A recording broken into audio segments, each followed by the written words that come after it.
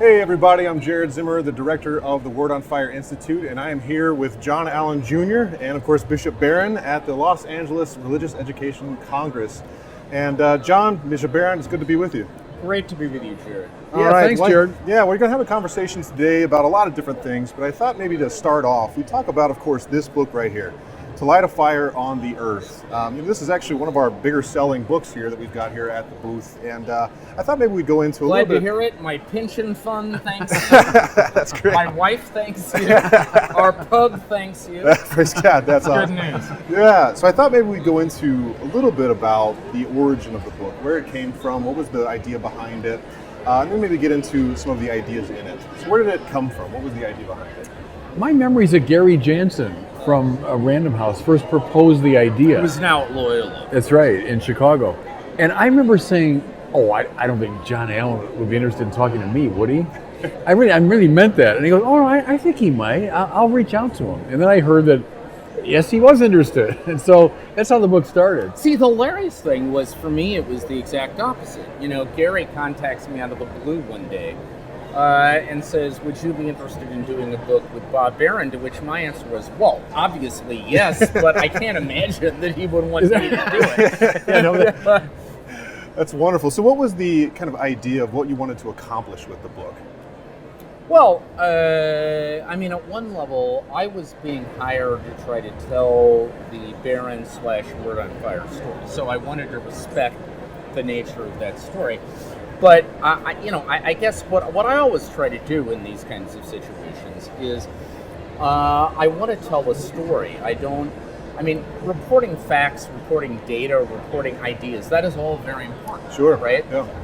But if you want anybody outside this very narrow circle of policy wonks to be engaged on anything, Sure. You have to tell a story. So I wanted to get at the Bob Barron story, right? Where did this guy come from? Because, of course, I think I first met you on a papal trip somewhere. You were tagging along with George Weigel on an NBC set. Maybe, yeah. And I was a floor below you on a CNN I think that's set. right, yeah. And so when I first knew, then Father Barron, now Bishop Barron, he was already kind of a fully formed personality as a very successful evangelist, preacher of the faith. And I was curious as to where that came from, right?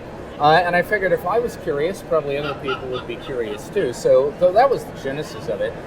I wanted to see if there was a story there, and not only was there a story, but there was a gripping story, which became To Light a Fire in the Earth. Wonderful. Yeah. And I remember very vividly, John came out to my house in Santa Barbara for maybe 3 sessions, two or three sessions. And they were long. We went at it for several hours. And I've said it was like a combination of my doctoral defense and psychotherapy was what it was like. But they were delightful conversations, but intense, because you were asking about my formation, my background, my family, the work I'm doing, and you in a good way kind of probed at those things to get to the deeper levels. And I enjoyed the process immensely. And then we had a lot of raw material of just our conversation. But one thing about that book I wanted, and I think we managed to pull it off, that it does read like a conversation. Sometimes these, kind of interview books are a very canned question, followed by this lengthy footnoted answer. Sure. Right. I wanted ours to sound like it was a real conversation, and I think we managed to do that stylistically. So as you're going through this conversation and you're kind of thinking through both your origins coming up as an evangelist and thinking through the mission of Word on Fire, the kind of beginnings of Word on Fire, was there anything that came about through that kind of introspection that was maybe a little bit of a, not necessarily a surprise, but kind of something that stuck out to you? In the course of our conversation, I don't know, it was helpful to me, I think, to hear from an outsider about Word on Fire, because I'd been living it from the inside from the beginning.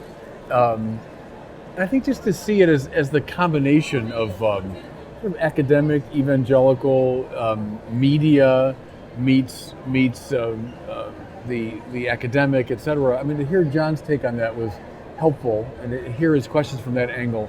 I'm not sure, having lived it from the inside, if there was so much new to me, but hearing his perspective on it, I think, was helpful. Well, what was interesting for me is that this book was in many ways a departure from my day job. Sure. You know, I mean, my day job is primarily covering the Vatican and covering the global church.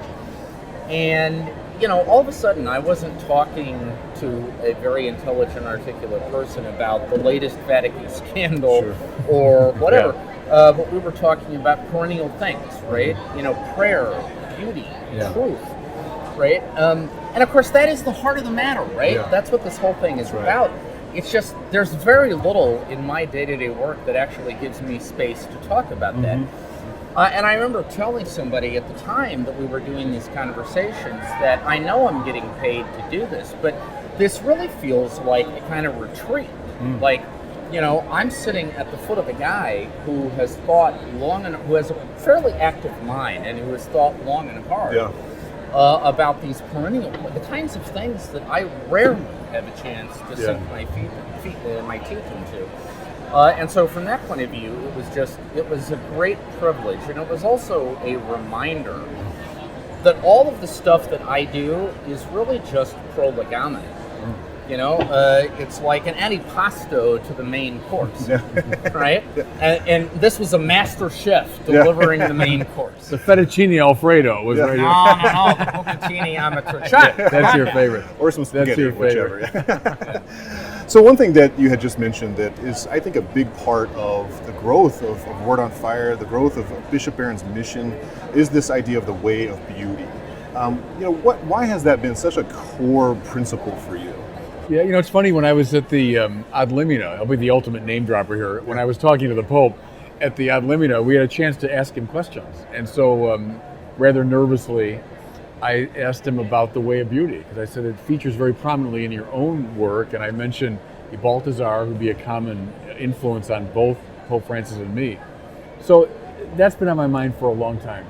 I think especially today, in our postmodern time, when people are so uneasy with the true and the good, because you tell them, you know, what to believe or how to behave, they tend to react negatively. So show them things, show them the beautiful, which is much more non-threatening. And so that's why I think it's been a very practically efficacious method. I loved it in Balthazar as a theoretical thing, but then I saw it working as you show Chartres Cathedral and you show the Sistine Chapel and you show the great beauty of Catholicism. And that's part of our genius, that we are a beautiful religion. So I saw it work on the ground, you know, and that gave it added, impetus for me. I mean, all I can say is where Bishop Barron had me in this conversation is when he invoked a realm that I respond to, which is baseball. Oh yeah, right. And he asked the question, when did you first fall in love with baseball as a kid? Is it when somebody explained the infield fly rule to you? Or is it when you first stepped out and you smelled the freshly cut grass and you felt the smack of the ball in your glove and you felt the tingle in your hands when you connect with the bat, right? And his point was that those rules all will make perfect sense when you fall in love with a game. Yeah. But if you haven't first fallen in love with a game, those rules are going to seem arbitrary and bizarre, right? And that, by the way, we need to have the conversation at some point about the Astra scandal, because I haven't been able to talk to you about that, and I would love your take on it. Yes, and it's funny, a lot of people in my region actually have been approaching me about that. And to my great surprise, including a lawyer that said, I'm very concerned about this. And of course, I know about it, but I haven't given it that much thought, but it's worth thinking about. You and I need to debrief on that. My point was, that was the aha moment for me in talking with him when I sort of got it. That, I mean, before structures and norms and all of that are going to be comprehensible, you first have to fall in love with something, right? That's right. Now, he then, veers off in a bizarre direction and starts making the same argument for golf, which makes no sense whatsoever. Do not comprehend. But the baseball part, it worked. You get that. Yeah. Wow, that's wonderful. Another aspect you guys get into here is a conversation about the mission and the future of Word on Fire. It's called From Ministry to Movement. Yeah. Maybe Bishop Barron, if you could kind of fill in, what that looks like, some of the things maybe you mentioned in here, and then Sean, some thoughts on that, that'd be great. Well, in some ways it looks like you. I mean, you're the director of the Word on Fire Institute. And what I feel most strongly about now is precisely that. So we have this institute with an awful lot of people in it who are dedicated lay people that want to be evangelizers and they get access to specialized material that we're producing. But we want to form them as a missionary society. Because I think the lay people got to take the lead on this. Clergy has an important role to play. That's part of my vision too. But I think lay people have got to take the lead. And that's my dream, to move Word on Fire from just a ministry to this largely lay-led mission to re-evangelize our culture. To my mind, it's the challenge of our time. As the great religious founders looked at their moment and said, here's the crisis facing us. I think, to my mind, there's no doubt, it's the crisis facing us now. And so the church, and I mean church in the broad sense, has to respond to that. That's my dream. And you're a big part of it, Jared, as the leader of that institute. When I first got to Rome back in the 90s, as a cub reporter, covering the Vatican and the Global Church Beat, that was my big introduction to the movements. Growing up in the States, to be quite honest with you, I'd never met one of the new movements. I had heard about them second or third hand. I had no lived experience of them. Because there never has been an American movement of any kind. And then I get to Rome, and all of a sudden I'm running around with people from Santa Giudia, from Communion and Liberation, the Neo-Catechumenate, Schoenstatt, L'Arche, any number of other outfits. And I was exposed to the great good that they were doing for the church, and the kind of pastoral and evangelical void they were filling. Now, I understand why the movements have not grown up in the States the same way they have in Europe in the post-Vatican II age, because quite honestly, it's due to the success of our parish system. Our parishes, by comparison, are remarkably robust, vital, and strong if you put it in the context of Europe. But that said, there still is an enormous void out there, having largely to do with people who have become distant from the faith, or who have never grown up with any faith at all, who are never going to show up within the parish structure. Somebody needs to reach out to them.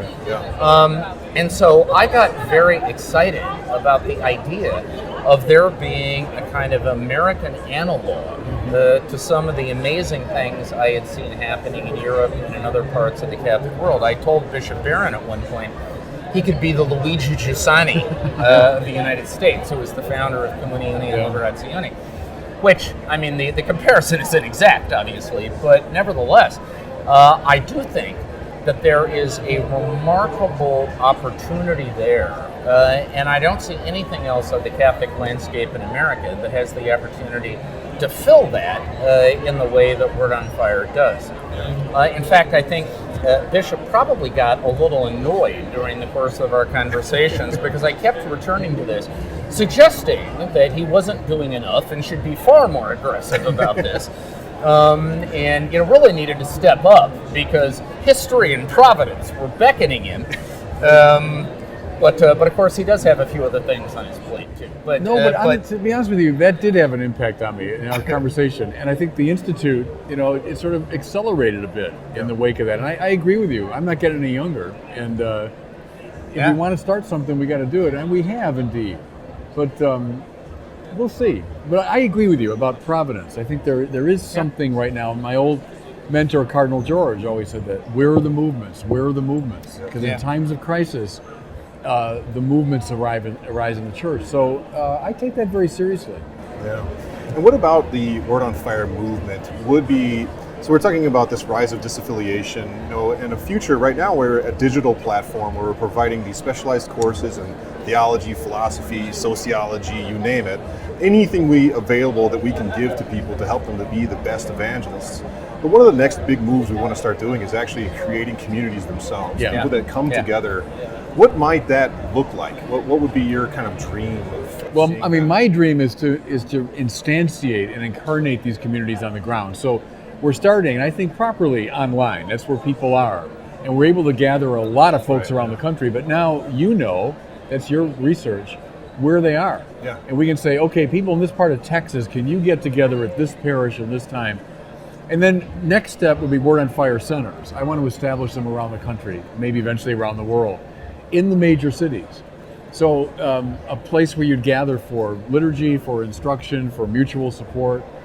I dream too of a Word on Fire order of priests, that once that's in place, priests that would serve the Word on Fire communities. So that's how I see the next step. Beginning online, I think, is fine, but I want to get boots on the ground. Incarnated. And I want to emphasize this around the world component of it, because although this is born in the United States and obviously its center of gravity is here, the need is hardly confined to the United States. That's right. Yeah. And I think there is let's remember that there are 1.3 billion Catholics in the world. There are 70 million in the United States. We are 6% of the world's global Catholic population. Yeah. Put another way, 94% of the Catholics in the world are not in the United States. Yeah. They're elsewhere. And the game is going to be won or lost not here. Yeah. Right? And so I think this charism that through dint of circumstance and through providence has been given to Bishop Barron and that has been given to Word on Fire, it doesn't belong just to the American church. It belongs to the whole church. Absolutely. And I'm very anxious to see that happen. Yeah. Well, I keep looking, for my successors. I'm very aware of the fact that life moves on, time moves on, and to find my American successors, but as you say, internationally, people who can do a similar work around the whole Catholic world. Why not? But that's, And those people have to be formed. Yeah. And that needs to happen now. Yeah. Yeah. In fact, I remember whenever we were talking about this idea of a movement and kind of way before we launched the Institute, we were praying through what was Word on Fire called to. We were looking at of course, the scriptures to find out what is God asking us to do. And I remember with this grand vision, we always came back to we've got to start with formation. Yeah. As you just mentioned, the formed part of it. And of course, we're here at the Religious Education Congress. So what aspect of religious education, something that you've been, crying for is good religious education. So what part of that is guiding a lot of this mission? Well, that's a big part of it. So my talk yesterday here, I spoke about the real presence because 70% evidently of our own people don't believe it, if that Pew Form study is correct. And I said to the people, I said, Anaheim, we have a problem. If that's the case, that the source and summit of the Christian life is massively misunderstood by 70% of our people.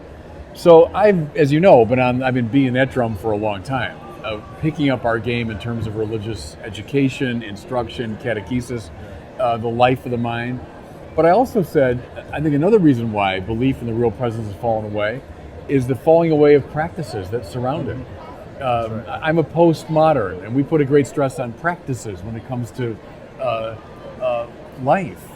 You don't just think your way to truth, you act your way to truth in many ways. And so the practices around the Eucharist in some ways have been compromised, and that leads to a compromising of the belief. But I think all of that, it means a reinvigoration of Catholic life at all levels, mind and heart and body maybe above all, is important, So we can't, in some ways we can't overstress the importance of that, of the formation of the whole person, the whole Catholic person. Yeah, so one thing I wanted to now go into is kind of more into current events, some contemporary things. And Bishop, I know you just got back from your ad limina visit with Pope Francis. You had just mentioned it a minute ago. First off, how did that go? How was it meeting Pope Francis? Great. First, go ahead. Just for that rare person watching this who may not know what the phrase ad limina means. Yes, okay, yeah, that's good. Might be good to unpack that. So ad limina is a Latin phrase meaning to the threshold, and the idea is that every 5 years, every Catholic bishop in the world is asked to take a trip to Rome to the threshold of the apostles, Peter and Paul. And so they make a visit to the Pope. They also visit a number of Vatican offices. They have to prepare a report on the state of their diocese prior to that. In theory, that report will be read. You can tell us whether you had the sense it actually had been. And so it's like a chance to... in the corporate world, we would say this is middle management coming to the home office for a kind of check-in. Right. Sure. Yeah. It was good, and that's helpful, John. Thank you for all that. It was good, Jared. The first day we had Mass in the bowels of St. Peter's Basilica. So I'd been there before, of course, the tomb of Peter, but there's something when you're there with your brother bishops, so we're all in the Episcopal regalia, and you're at the tomb of the Galilean fisherman who knew Jesus. There's something powerful about that. And then we make our way about a half hour later to visit with the living successor of St. Peter. Just that combination is very emotionally powerful. The Pope was in very good form. He met us one by one as we came in. Big smile, a lot of energy. This was in the Santa Marta? No, we were in the Apostolic Palace, in one of those big, receiving rooms. Met everyone individually, nice warm smile, handshake, the whole bit. And then we met in a big room. He's at one end, and we're kind of arrayed in these uncomfortable chairs around him. And then he said to us, okay, we're here as brothers. Tell me anything you want. Ask me any question you want. Correct me. If you think I'm wrong about something, tell me. The water bottles are over there. The bathroom is through that door. And he said, we're human after all. Yes, we are. So it was very casual, very friendly setting. So then we started asking him questions. And most of us in California speak Spanish. And so I'd say 2/3 of us spoke to him in Spanish, though he only spoke Italian. He never spoke Spanish once. All in Italian through a translator. But most of us spoke to him in Spanish. And we covered the gamut. I mean, we were 3 hours with him. 9:30 till about 12:40 we were with the Pope. And he gave no signs of flagging ever. His translator looked exhausted, the poor guy. But the Pope was fine. We covered a whole range of stuff. What stands out to me, evangelization. He more or less said, as I've always suspected, Evangelii Gaudium is the key to his papacy.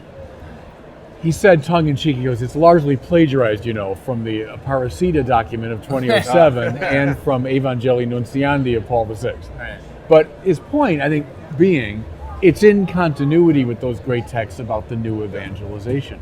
And he said, that's what it's about. That's my papacy, The other thing, and he's very strong on this, he was against the gender ideology that he sees as very powerful here in America and in the West generally. And he urged us with great emotion to oppose it. And he said, whatever denies difference denies the Bible and denies the intention of God. So that really struck me. And he used this phrase, ideological colonization, with us, which he's used before, at the way the West tends to colonize the rest of the world with its ideas. He said, you have to be opposed to that. One last thing I'll say, at the very end, he was very grateful to the American bishops. There wasn't an ounce of this animosity. Sometimes you'll... Yeah, I wanted to ask that, because there is this narrative out right. there that the on Pope both the left doesn't and the like right. the United States. Yes, and whatever, we could say more about that, but I'd say our time with him, not an ounce of it. There wasn't an ounce of correction or suspicion. He thanked us. He said, during a time of crisis, you've borne the brunt of a lot of this, and you've kept the faith, and I want to thank you for that. So that was very moving, I think deeply appreciated by the American bishops. But no, he's very warm. And I'd say this too, the curial offices, they must have gotten the memo about being friendly and inviting and open to our questions. Some of the older timers who'd been to other ad limina said in the past, the prefect would come in, usually read a text in Italian, untranslated, and then maybe would make a couple of scolding remarks and leave, right? There was none of that. I have nothing to compare it to, but there was none of that. They were very warm. We gave an opening talk. Usually one of us was on for like a little 5-minute, get the ball rolling presentation. So I gave one, for example, at New Evangelization. And then open Q&A, a lot of dialogue. So they were very positive, very positive. And John, any stories about other ad limina visits, and also what is kind of the output that comes from those visits? Well, look, as Bishop Barron just said, the history of the ad limina visit prior to Pope Francis is a very different animal than what we have right now. The old formula used to be, you would have a group of bishops, including very senior guys. Guys that in their own backyards would be regarded as kind of titans of the earth, who would go into these Vatican offices, and they would be seated around a table and made to cool their heels for like 10, 15 minutes. Then finally, the Cardinal Prefect would walk in surrounded by a coterie of like flunkies, right?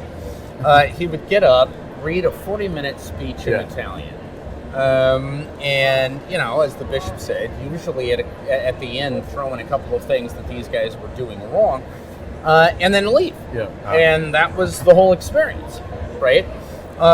By the way, you know who the one standout to that always was? Ratzinger, they said, Ratzinger. right? Yeah. The one standout always was Cardinal Joseph Ratzinger, later Pope Benedict, who for all those years under John Paul, he was the guy that when you came into his dicastery, he would be there to greet you. He didn't come in after everybody was seated. He would say hello to everybody.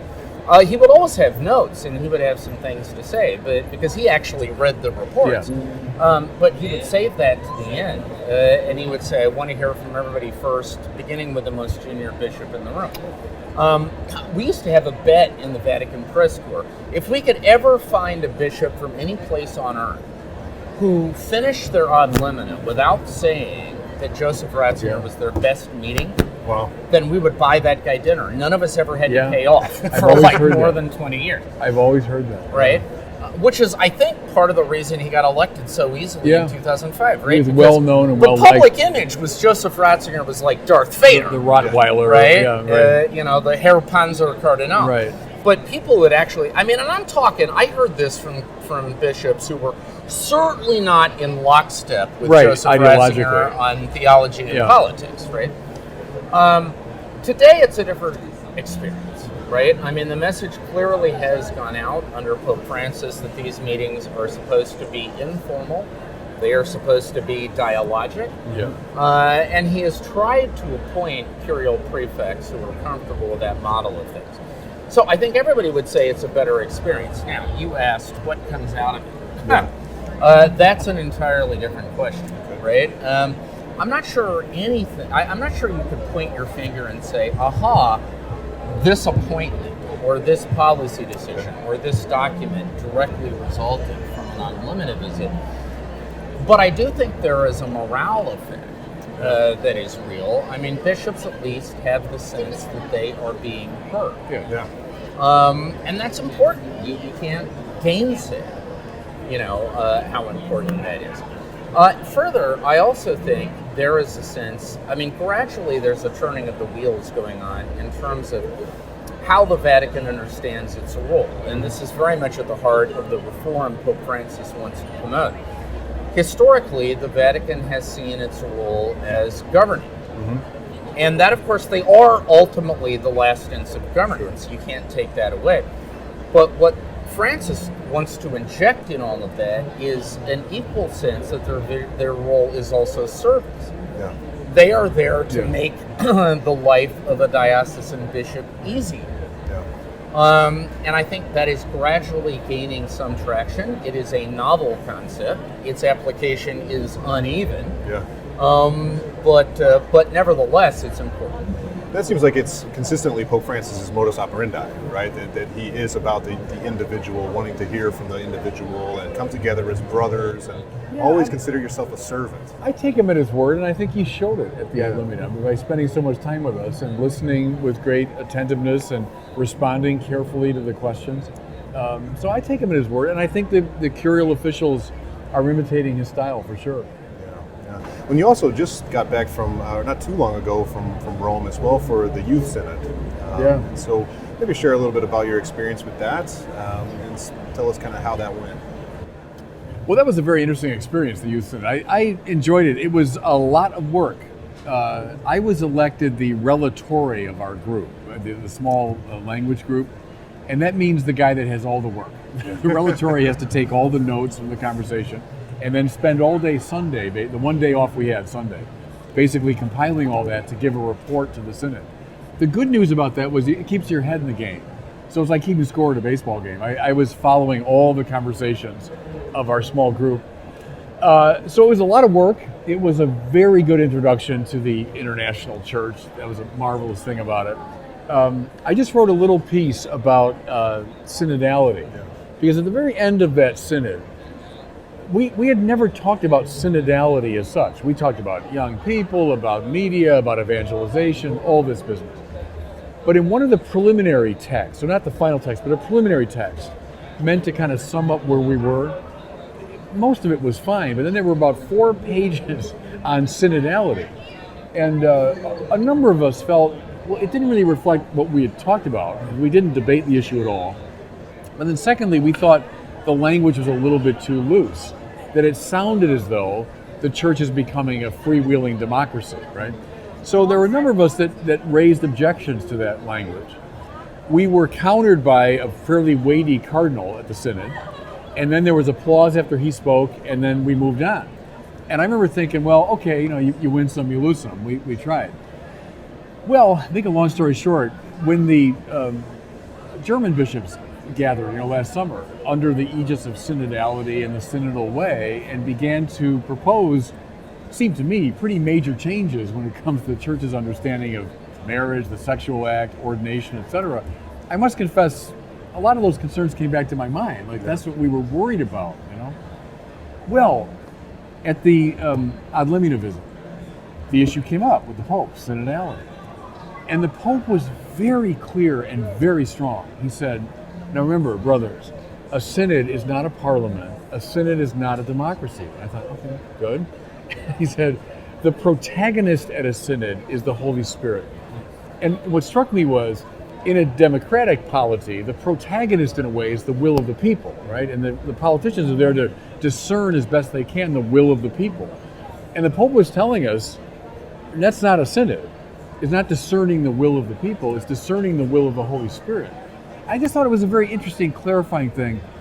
And in line, I felt, with what a number of us felt during the Youth Synod, that's the danger of synodality language. It can start sounding a lot like the language of democratic politics or polity. So anyway, I found that illuminating at the ad limina with the Pope.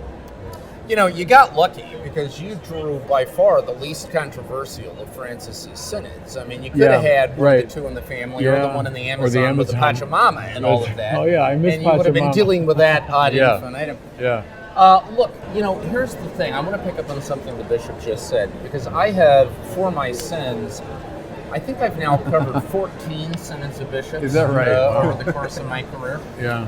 And if you put a gun to my head right now, Jared, and said, give me one revolution in Catholic life that ever resulted from a synod of bishops, I think I'd be a dead man. So, I mean, the glass half empty reading of these things is that a synod of bishop tends to be an expensive talk show that it doesn't really accomplish very much, right? And there was a case to be made for that. However, here's my glass half full reading.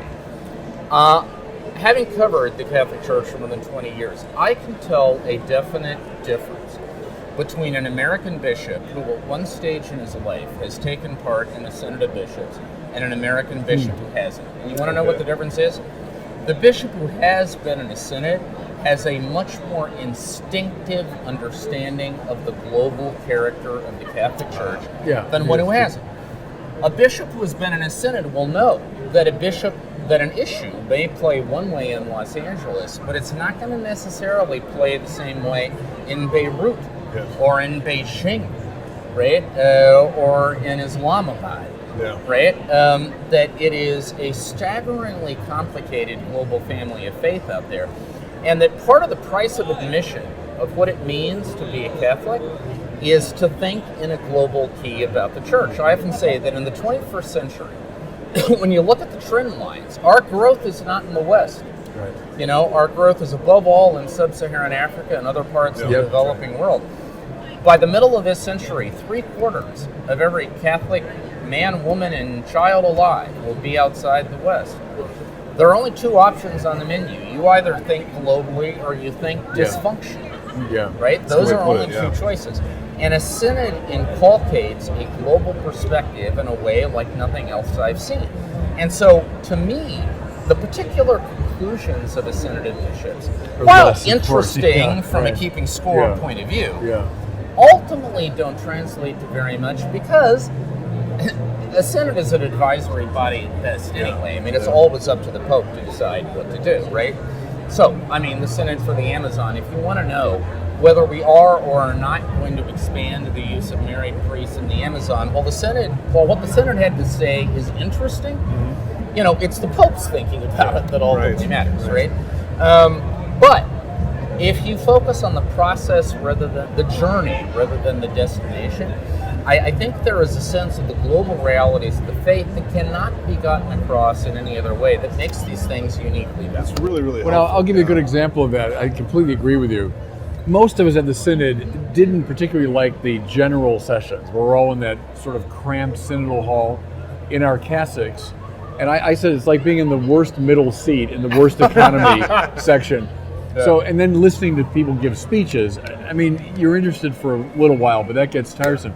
Most of us really like the small language groups. Yeah. Now, I say small, ours is about 30 or 35 people maybe. But to your point, English speakers, but from every part of the world, from the Middle East, from Asia, from Africa, from, of course, North America, But Europe. tell the truth, even more than that, did you like the coffee breaks? I did. I did. They were, of course, Because part of that's it. what everyone always tells me. Yeah, but the first problem was I approached them as a good American, which meant, oh, that must be the line. I'll stand in line. There's no line. No. There's no line. You just press ahead and you just, you know. And the other thing is, you can get your coffee and you turn around and there's the Pope is right behind you. No Right. kidding. Wow. Right. But anyway, the small language group, which was fun, and I was the relatore keeping notes, but it was all over the world. And issue after issue, what you just said was true. You'd say, oh, of course, from our American perspective, here's what they're going to feel. Right. You'd have completely Right. different takes on it from the Right. South African cardinal, from the Cardinal Tagle, for example, in the Philippines, people in the Middle East who are English speakers. So you're right, it does give you that. Almost willy-nilly, you're going to get this sense of the international church. Because I think this is really the Achilles heel of American Catholicism. Yeah. You know, there are a truckload of strengths about American Catholicism. We talked earlier about our parish structure, Yeah. which is the wonder of the Western world. Yeah. Okay, you know, we have the best Catholic university system in the world. We have the best Catholic health, et cetera, et cetera. But the Achilles heel of American Catholicism is our provinciality. You know, Yeah. we think American experiences are the world's experiences. We think American issues are the world's issues. And it is always a wake-up call to realize it ain't necessarily so. Right. Right? And the Synod is one of the rare moments that brings that home for us. And I think I would hold synods just for that reason. Yeah. Yeah. And you had mentioned as well, I mean, of course, one way in which that was very apparent was whenever the Amazon Synod was going on. A lot of the American conversation was not thinking globally for sure. Yeah. And then now we've got the documents out. And I'd love to kind of hear your thoughts on those documents that have come out. Well, I mean, I think the top note to strike about Corrida Amazonia, which was the document, the apostolic exhortation, technically, that Pope Francis issued, is what's not in it, as opposed to what is. You know, what is in it is, of course, a passionate defense of the Amazon rainforest, the indigenous persons of the Amazon, a kind of cri de coeur for social justice, and those are all things that were discussed at the Synod. But I mean, the front burner issues at that Synod basically boiled down to three things. Okay, there was debate about the so-called viri probati, that is, tested married men that could be ordained as Catholic priests, maybe a limited form of the priesthood to serve isolated rural communities that at present are maybe lucky to see a priest once a year, maybe less. Second was some kind of ministerial role for women, particularly the idea of women deacons, which had been studied earlier under Pope Francis, kind of put on a back burner. They were saying, let's bring it back to the front. And then finally, the idea of a special Amazonian rite of the Mass as a gesture of respect and appreciation for the religiosity and the indigenous cultures of the Amazon. Those things occupied an enormous share of the debate, both inside and outside the Amazon Synod. They were the most contested items in the final document. And the striking thing is, you would not know any of that happened from reading Pope Francis's concluding document, because he just blows it off, doesn't engage any of it. So the question is, how do you read that? Right? And I think there are probably two most compelling explanations. One is, I think Francis was frustrated during the Synod that those issues, which he would consider to be kind of inside ecclesiastical baseball, were drawing a disproportionate share of attention. He wanted more focus to be in the bigger picture, the ecological and social justice questions. So he wasn't going to play the game in a way that the media and social media and so on he's really good at that. had tried to dictate, right? I think the other, quite honestly, is that he is not ready to give answers to those questions. So I think those who think that Corrida Amazonia represented a definitive no to those three questions, are misreading the situation.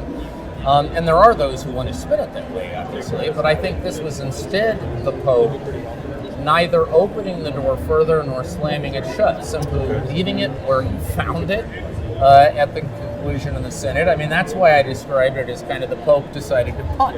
Yeah. Right? It was sort of fourth down, and he decided, all right, I'm not going to go for it. I'm just going to try to win the field possession game, and we'll deal with this in the fourth quarter. Yeah. I'll give you a little inside baseball to support that. So back in November, at our National Bishops meeting, a number of bishops, myself included, raised concerns about how the whole debate around the Synod was affecting our people. And God knows there were websites out there that were really stirring up the issues you just brought up. And then add Pachamama onto it, that all of this was generating a lot of energy. So we raised it as a pastoral concern. So during the meeting, Cardinal O'Malley, who had been a delegate to the Synod, was invited to speak. And what he said was basically what happened. He said, the Synod was not about all these things.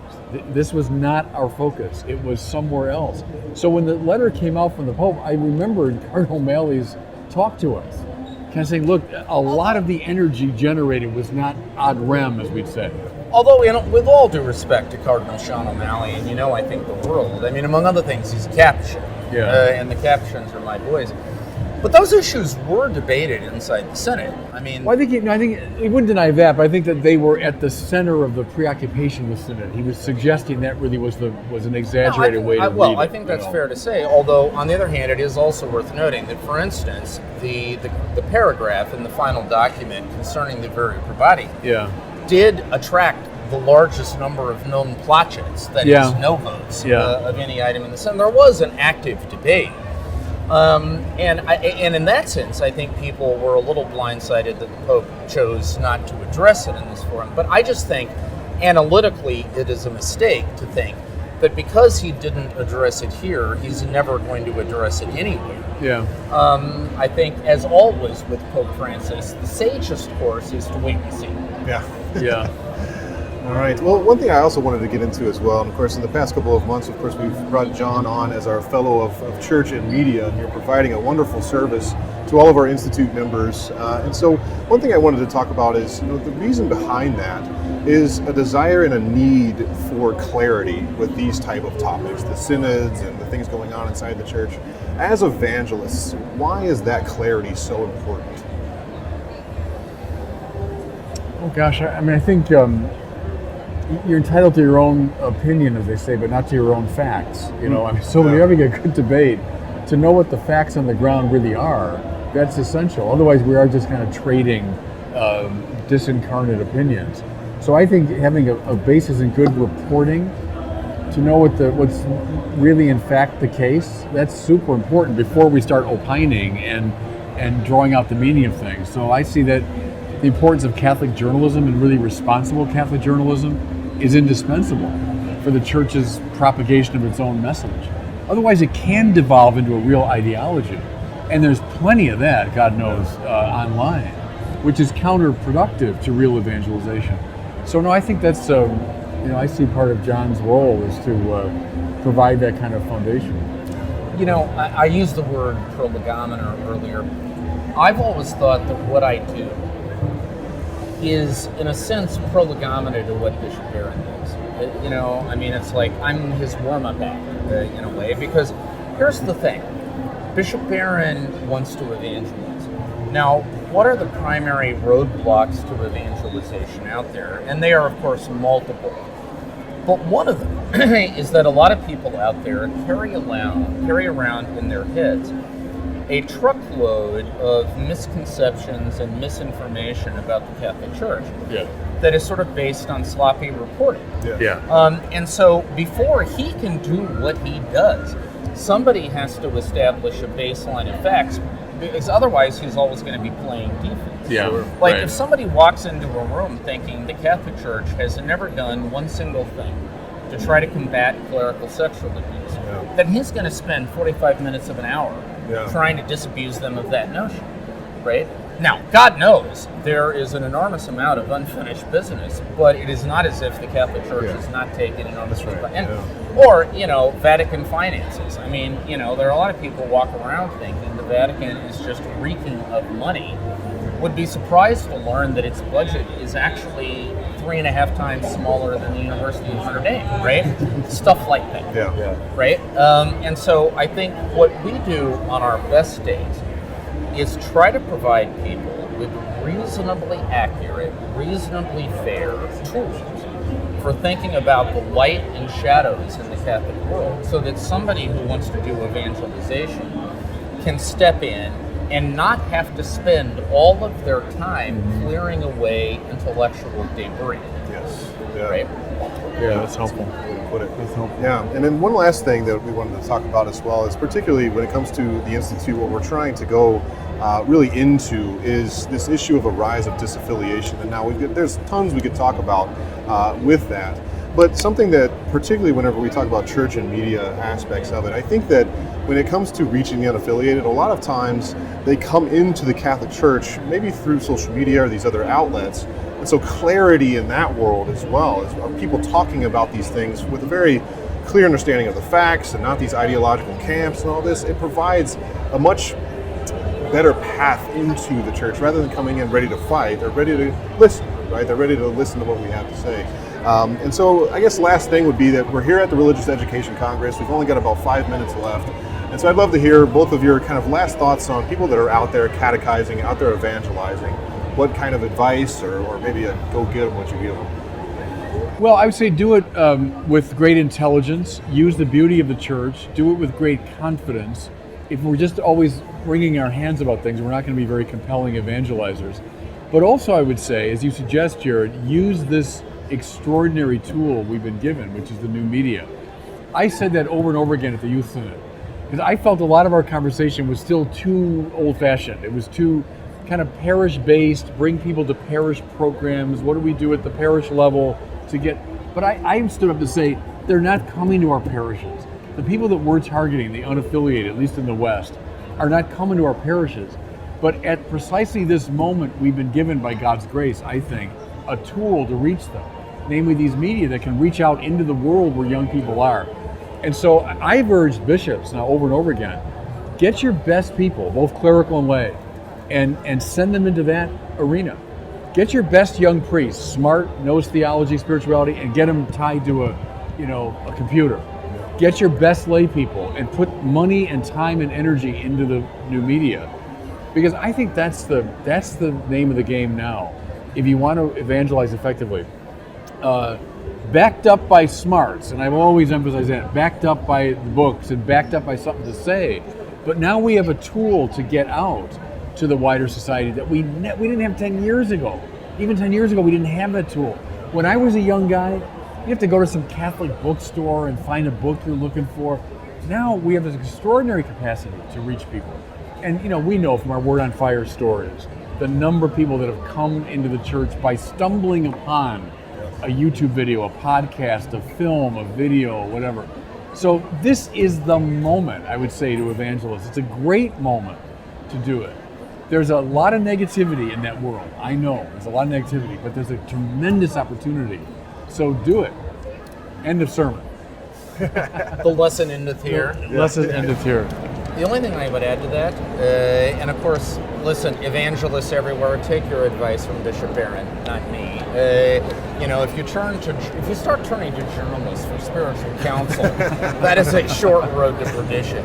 But I would say have the courage to be countercultural. Yeah. We purport to be evangelizers of culture. Too often we are evangelized by our culture. And one of the ways that shows up is that in the Catholic social media sphere, we have drunk too deeply at the well of ideological division and snark as the way to present a message. That's not Christian, it's not Catholic, it's not who we are, it turns people off. So I would say resist that. And in doing so, you will be doing a service not only to the faith, you'll be doing a service to the culture. Right. Well, John, Bishop Barron, thank you all so much. My pleasure, for your Jared. time. Thank you. It's been a Thanks, wonderful, Jared. wonderful conversation. So, again, for all of us who have been watching, be sure to check out the Institute at wordonfire.institute. I would also heavily suggest going to Crux, CRUX, to go for all your media and journalism needs. And again, thanks for being with us, and God bless.